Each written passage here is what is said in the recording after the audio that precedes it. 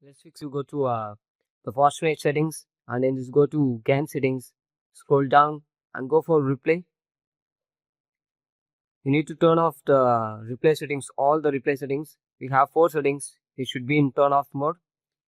Make sure all the 4 settings should be in turn off. Once completed, then come back. And the next step, we go to task manager and check for startup apps.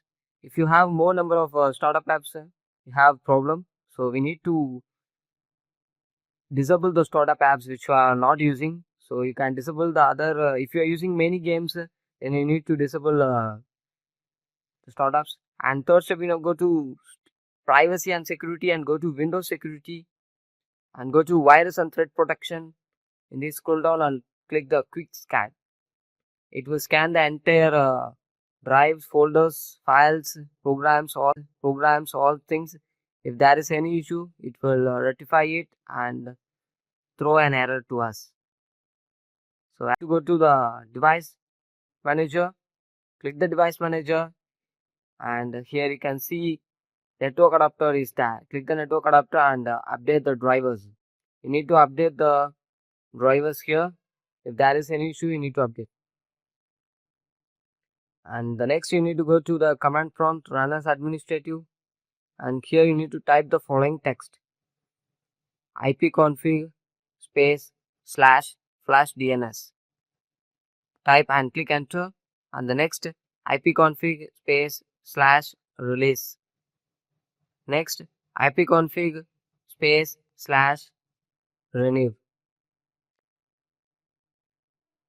And next, you need to type netsh space winsock space reset. Click enter. And the last one, netsh int ip reset. These are important settings. You need to type this and click enter. And after that, go to exit, exit.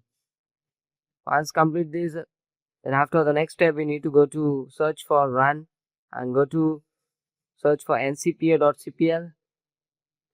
And in this, if you are going with Ethernet, go with Ethernet. If you are using Wi-Fi, go with Wi-Fi. And go to properties and go to IPv4. Click the properties. And in this, you need to use the following DNS server address 88888844. Click this address and click OK. Close it and you need to restart your PC.